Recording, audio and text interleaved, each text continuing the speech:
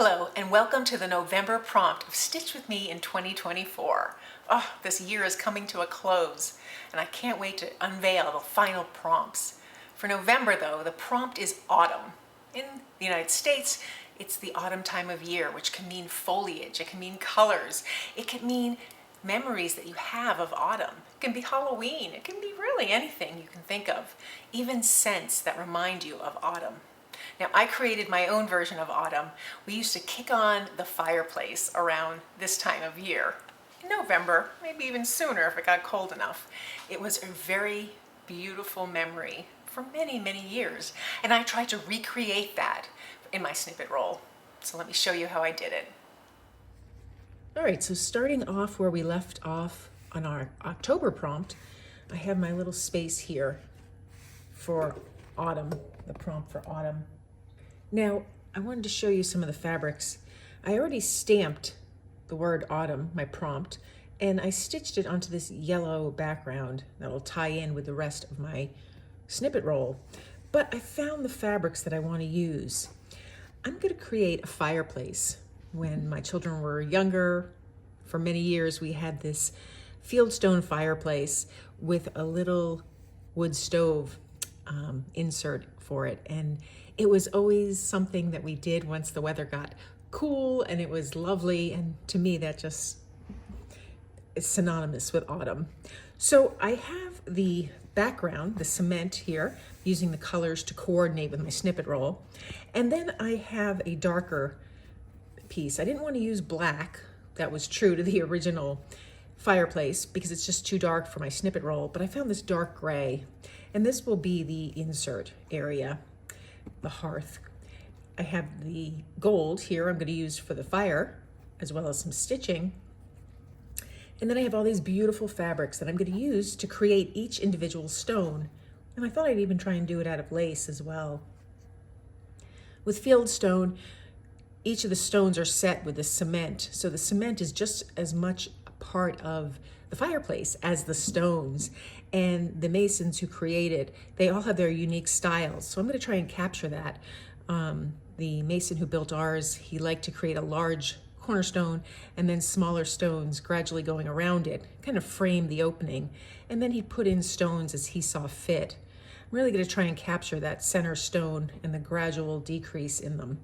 So the first thing I want to do, because I'm going to be doing a lot of fussy stitching, is stitch some interfacing on the back, some fusible interfacing, so that when I cut out my fabrics, they won't fray, and I can attach them with heat to my snippet roll, and then I can do my stitching.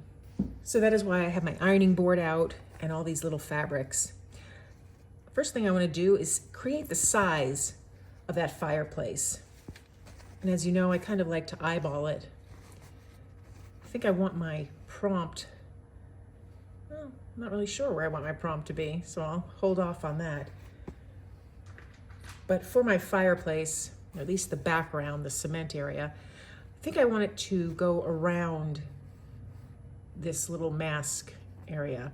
So I'll be sure to notch that out. Maybe approximately this wide.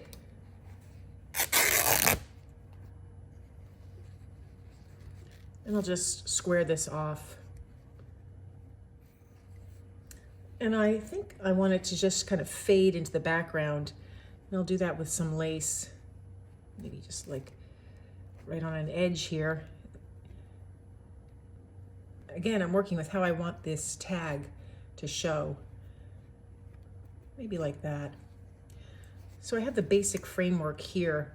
I want this little remnant of the mask, maybe even further. I'll move this further across so it blends to really come through.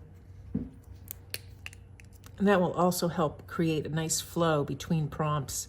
So I'm just going to kind of sketch out here the area that I'll remove of the fabric. And then I can tack it down. I can even add a little collage elements here and there. So I'll do that. And I'll just neaten up the edge up top here. So I'm liking how this is coming out. I can do my lace top. Maybe I'll even move that over here somehow. Figure out how to do that. And then I can start creating my fireplace. I think I'll stitch this down and trim this lace a little bit.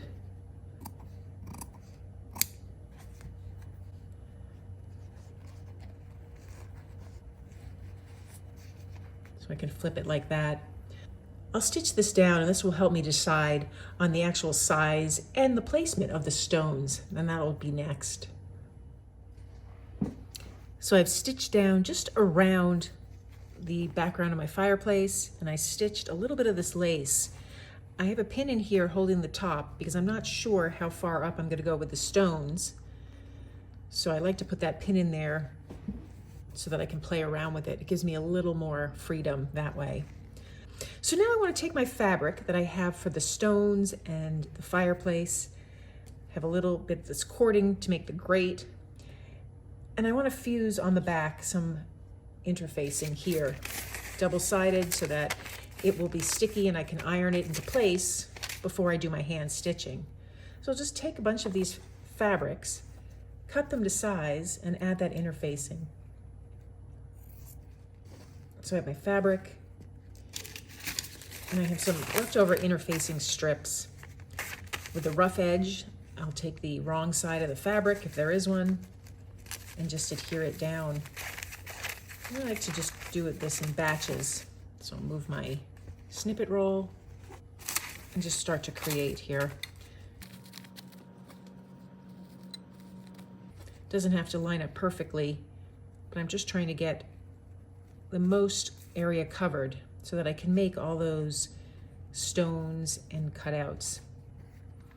And I just set the iron down on the fabric just enough to melt that interfacing. I don't want the interfacing to touch my iron directly, so I'm erring on the side that the entire piece of fabric does not get covered. So now I can do the design work. I have my scissors, a pen just to make my sketches. Then I have my fused fabric here. I can peel off the back side here.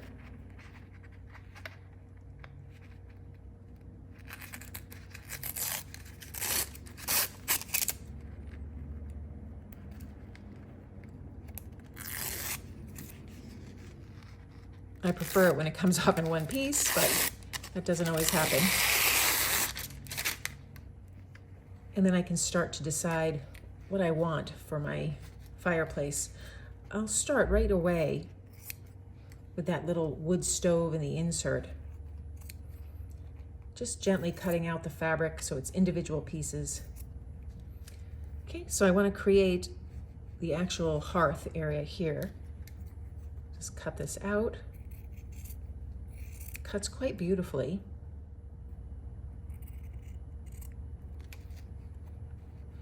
And then cut this down a little bit. The fireplace that I'm remembering and trying to recreate covered the entire wall, floor to ceiling. So there was a lot of stonework, just like that. And now I'll just work around the stones here. I'll start with this gray.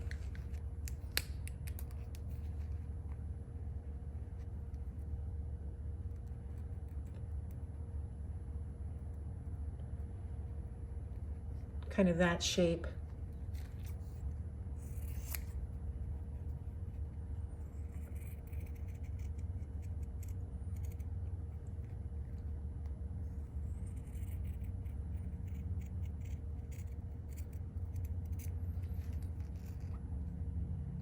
Now the stones are slightly varied colors. They're all earth tones. And so that's why I chose these.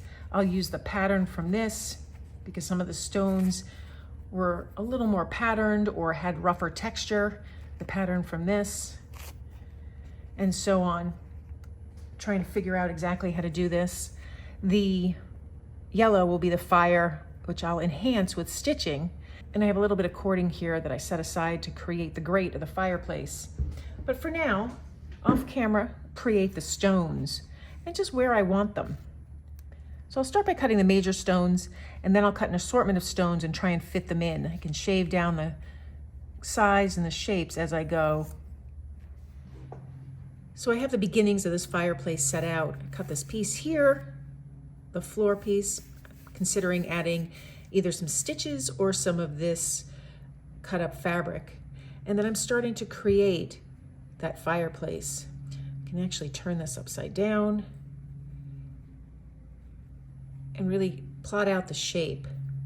Because I'm working with the adhesive backing and it moves around, I can just start to adhere it as I go. So I'll start with this piece here. Be sure to keep my other little stones away. And while my iron is heating, I'll work on this little fire. I want to put a little grate here with little legs that hold up the logs. And then I'll just I'll just cut that so it kind of resembles a fire. And then I can enhance that with stitches and tighten it up. So they both have the interfacing on the back. I'll set that aside and just start at the bottom here, pushing away all those little blocks that I'm going to use as stones. So I'll take my iron, figure out exactly where I want this, and adhere it down. This just helps me create so that I'm not constantly moving pieces that I don't want to be moved. Then I can take that little hearth, make sure it's set where I want it. Now this can all be enhanced further with stitches, not only to hold it down, but to add shading or shadowing or even a particular color here and there.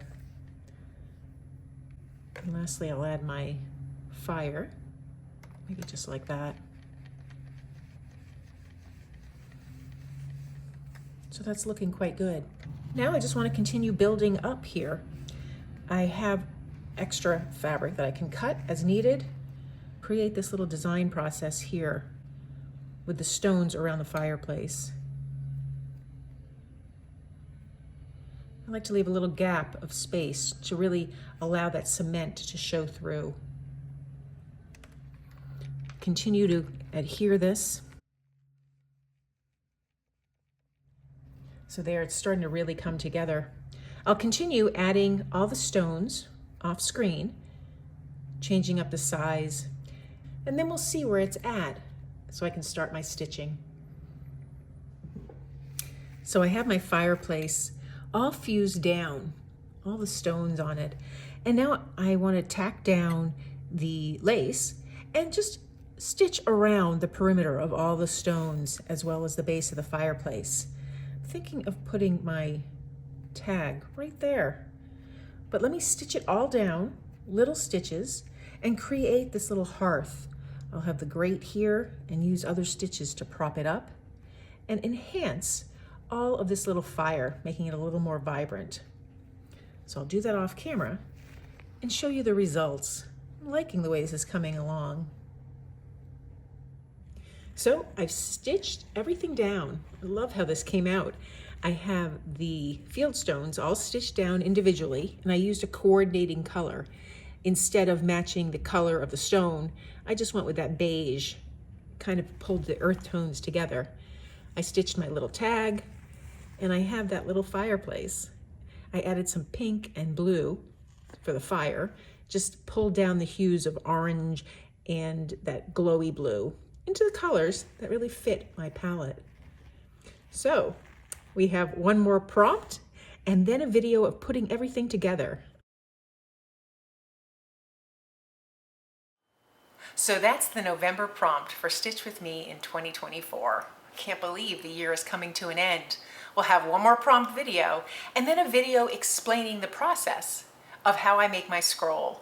It's completely optional. I might even do a follow-up video of things that I liked and things that I didn't like, and I'd love to hear your comments on that. I can't wait to see your work posted on our Facebook group. The work has been stellar, and I really enjoy seeing it. Thank you for joining me today.